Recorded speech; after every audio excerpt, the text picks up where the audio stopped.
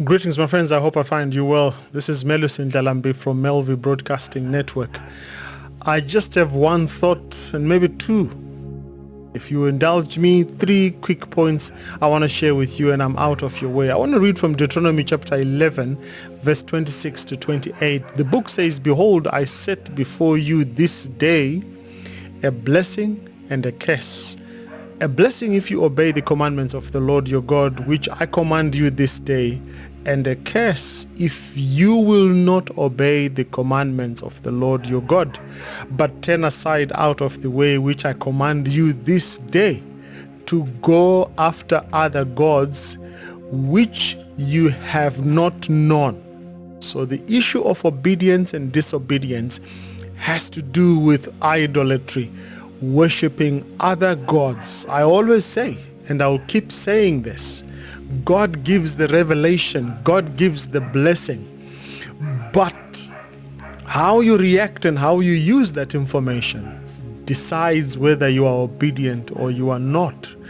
God speaks very clearly in this verse and says, when you obey, there's a blessing, but when you disobey a divine revelation or dream, then you are inviting curses upon yourself.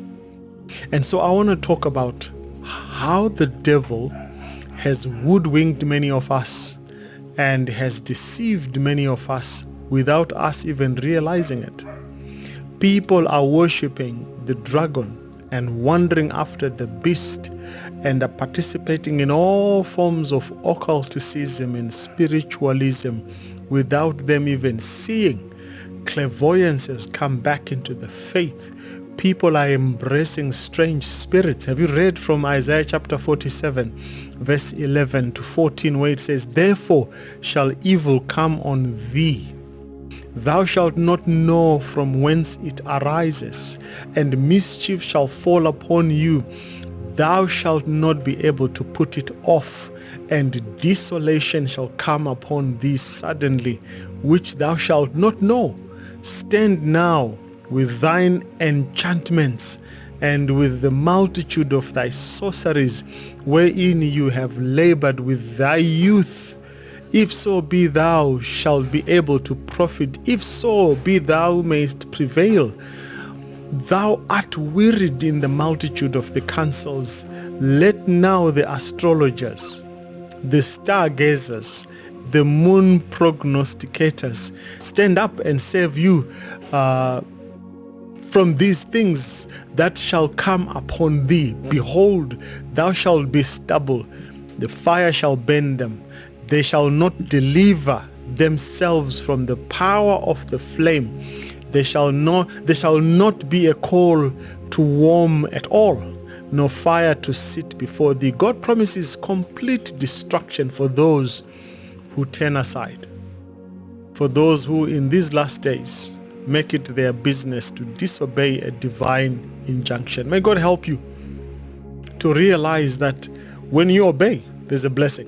When you disobey, there's a curse.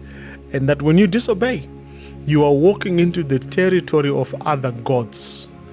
And God says, I'm going to let you receive the full wickedness of your mischief of leaving me. God is saying you're not going to be protected. Your destruction shall be complete. We are living in a time when we are seeing many of our leaders rejecting the light that God gave us and walking towards darkness. May God help us at this stage to stand on the word and refuse to accept any spiritism and occulticism and all these spirits that are coming in with supposedly freedom to be ourselves.